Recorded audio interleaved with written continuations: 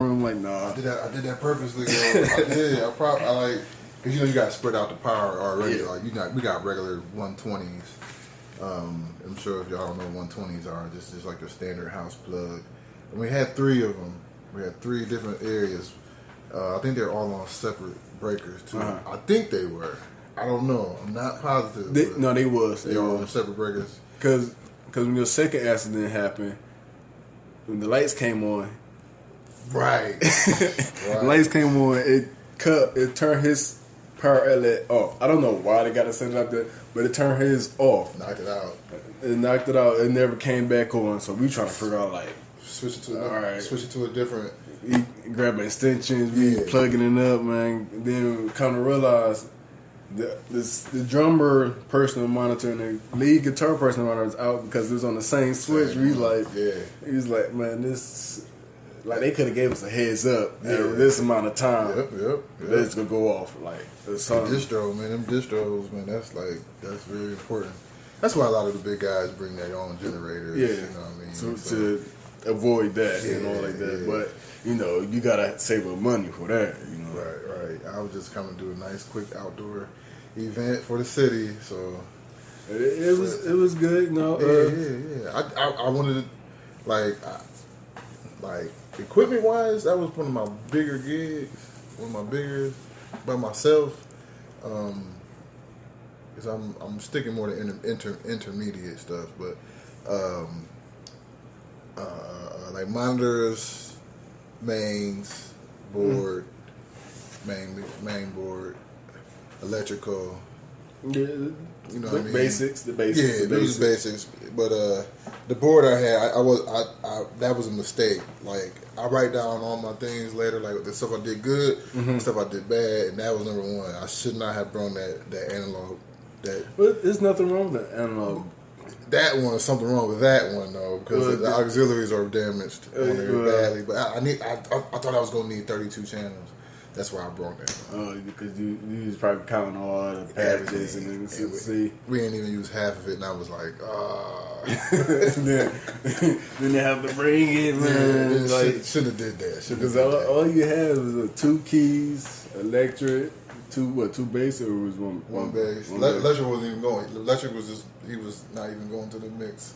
He was just playing this in the background. 6 mics, keys, laptop, or tracks. The bass wasn't going through. Well, the bass was pretty low. You couldn't even hear him. I'm trying to figure out what's up. My amp was at the bass. He was like, that's the amp from the church when the speaker heads blew. I said, oh, okay. No, I wasn't nothing wrong with it. You ain't gonna be able to hear no bass outside like that without subs. I'm like, I don't know. That's just me. I mean, sure. If Brandon brought his speakers out, either way. Because I made him 2 chords. Funny story. By the way, y'all, I made custom chords. By the way, that's what's up, man. So the guy, you already said his name. My friend Aaron. No, that guy. Yes, he's the guy. He's the guy. Crazy. He's a crazy guy. So he wanted some more powerful speaker chords. I said, okay. I'm like, all right. I'll get you some 10 gauges. Got him some 10 gauge. I told this cat, when you plug it into your speaker, turn your speakers down. Turn them down. Blow them up. He decided not to turn down his speakers and blew his tweaker. I said, dude, I told you, like, yeah, man, it's getting fixed. I said, all right. They speak on or? Speak on cables. Then, I made some word cables for this dude named Terrence Bivens. He's another bass player, but I guess his bass sound a little older because he still use 1/4 inch. I said, "Oh man, you gotta upgrade to some speakers." Right? So I'm gonna big difference. I'm gonna make him some 1/4 inch. I found other techniques, ways, and instead of just I'm gonna still solder it, but I found ways to make the connection last way better than just that's what's up, man. Soldering. That's what's up, man. This soldering don't last wherever. You can easily pull that away. I want to make sure my stuff stays on it. Right. Last and like, oh, this ain't going nowhere for the road, strong enough for the road. But and the audio and stuff. Like I had an incident in my church. I don't know. Jordan might have. You might have the same. Our sound man is kind of slow. Yeah. I'm not saying intelligence, just slow with reacting. Yeah. I mean, people. The one thing, one pet peeve. I don't sing though, so it shouldn't really bother me, but it does. When a singer got a mic and waving it, and they trying to get your attention, that's my biggest pet peeve at all. Yeah. Press the daggone button, turn that mic on. For instance, it was just constant in the rain. At that one church I was talking about. Yeah. Where they had Isaac Creed. Yeah. Lil Potter. Yeah.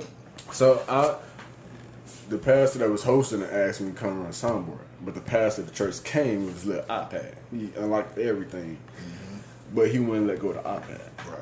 Right. And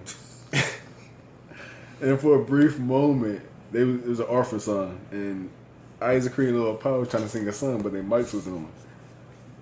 And the pastor was in the front pew, staring right at him. I'm like, I wanted to touch it, but then I didn't want to interfere with his. I'm just sitting. They just waving it. They just waving the mic. I said, "Oh my goodness, this is embarrassing."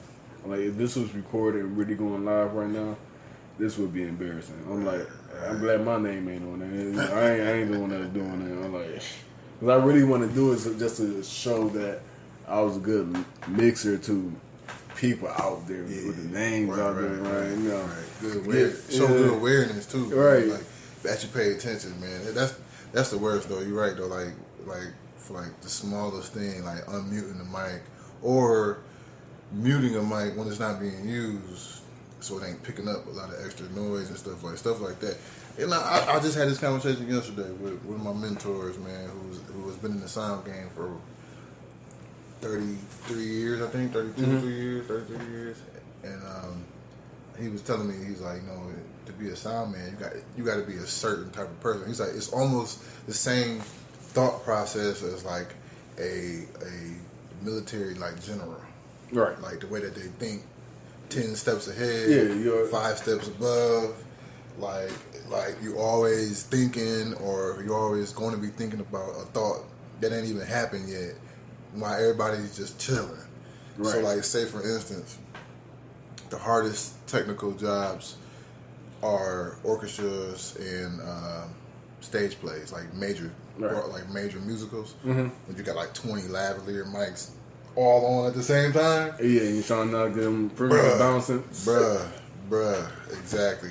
A regular person can't handle that. No. They can't. You ain't gonna be able to balance like, wait, they about to talk, turn that down, turn it up. Because everybody think all they need is pressing the button, let people talk. No. It's not. Because the way, I don't know, maybe he probably set his up a little bit different. I try pre-game feedback. So I take all my mics, turn on all the monitors, I get them to a certain level. I walk up to them. I swipe the mics by. I swap it. Just swipe it and catch the feedback. I try to turn it as much. Or I have music playing. I still swipe it by. I'm like, all right, you can be this close to the mic. You see no feedback. Then I tell them, look, if you buy this monitor, as long as you keep it up here, you have no feedback. But once you drop it, you gonna hear the squelch. Right. That's because you live it close and you got cramped air. If we had a bigger stage, you could leave it out to your side. You wouldn't have to worry about it. Or I'm going to have to turn you down. Then you're going to be like, hey, we had more monitor, Mr. Soundman. More monitor, please. Like, well, I had more monitor for you, but you wouldn't want to keep your mic up. You don't want to stay back for a little bit. Like, and it's just that those little things, little pet peeves. Everybody want to hear the feedback, but you don't want to listen. Like, we trying to tell you stuff so we can have a smooth show. Right. No headaches, but more game, please. It's not really like you want to explain it, but it's like, is it worth it? Because you ain't gonna understand. They're not gonna understand. They just want more game, more this. We automatically the bad guy though, no matter what. No matter if it's great sound or bad sound. Like as soon as we do anything, the show could be going great. It's like, oh yeah. Here come the sound man. He about to argue with us, or he about to have an attitude. Like, oh, sound man don't have an attitude. At least I don't. Well, unless I have to though. This might doing something silly. But like pulling out instrument cable while It's still plugged in, turned on. Nah, that I can't Like, take. That I can't. man, you could have told us, man. Turn it off first. Yeah, turn it down or something. Man, that one, I'll be wanting to. Let us know that you better do this so we can mute you. Exactly. Before you Nobody want to hear that popping. Your pop can one day blow out the speakers. Mm-hmm. You never know it. Like, just let somebody know. Like, costs money. Costs money though. Like, cut me out so I can unplug this. And I got this on jack. I'm like, just. It costs money. It add up too. When you bust a speaker or you bust a monitor or a tweeter or a wedge or something like. It costs. Right? Ain't nothing cheap no more. Everything in this business is high dollar. That's like, I mean, everybody's souping up organs now. My organ have been souped up. Man, we got guest churches coming in to use our equipment. Right. I tell them, if you ain't got a bass amp, do not plug this thing into my organ. Right. Don't do it. Right. We get guest churches. I come back. I'm like, why this sounds so weird? All my settings changed. Oh man. To bass, and then I'm playing. I'm like, why is my organ cracking? They blew my speakers out. I'm like, man, you know how much it costs to replace a horn, man? They don't care. They ain't pay for it. How much it costs to replace a horn? Because the motor already blew. I got to replace that, but to replace a horn, I'm like, man, these people, man. Like, everything costs. I understand my bottom cab is big and it came from, because our bottom cab custom, it came from a bass amp anyway. So I understand we got bottom on it, but I need my highs, man. Right. Like, I got an organ tech coming tomorrow, working on 3 organs, and I got to get up at probably 8. He gonna be on time too. He old school. He got to be there at 8:30. He working on the beat. No, that's 2 CVs, 21H Leslie's. Both of them got the same exact, and then a B3 with a 147. Yeah, that's gonna be a task, but everything either way, it's like everything costs. You need tubes. You already know. Rotors, right? And with great audio, it can pay for ordering. Because great audio, you can put YouTube, Facebook, make your own little podcast, live show. You can do all that. But everybody understand, like everybody, you ask people like, how's your quality? How's your audio quality? They're like, it's okay. And the only reason I named my title, my pilot, audio quality, because who's running it? Who's in control of it? Right. Who's tweaking it? Who's hearing or catching it and wanting to work it? You got a lot of people who say like, oh, if I'd have did this, I'd do that. You got a lot of people got a lot of say-sowers. Right. But you ain't got nobody who calls the action because nobody really want to be back there because there's something that needs to be tweaked, a EQ, a compressor, or something, man. Your gate might be too loud, or you got too much reverb. It's a tedious task, and right now, I'm in this school I go to, Ohio Middle School. My classmates, they all got what they want to do. I'm in the point where I want to dab in a little bit of everything.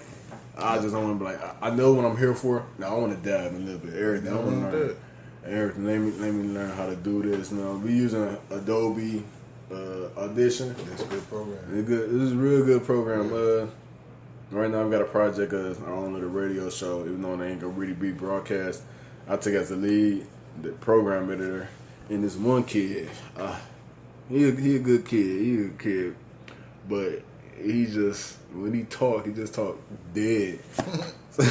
So I'm in there putting all sorts of type of effects, dynamic processing, and everything just to make him sound like he was actually enjoying it. I got it to sound like this man was in there happy. I'm DJ whatever. But it's getting there, It's a real good opportunity to be able to expand my brand, make a little bit more revenue, and do what I like. And I didn't realize there's so much things you can do. It's tons. Never ending. Make money off of. I'm like, it's never ending, man. I thought you had to make some dumb cat video or like, no, you can talk about anything and you just make tons of money. And I'm like, it's never ending, man. I'm telling you, to be honest. So recently, just purchased a box truck, and before I even did a gig, doing anything with sound or backline or anything, I got a phone call. I need to move. I need to move a couch. Right. I'm gonna move the couch. $100. They gave me another tip on top of that. $50. Came home.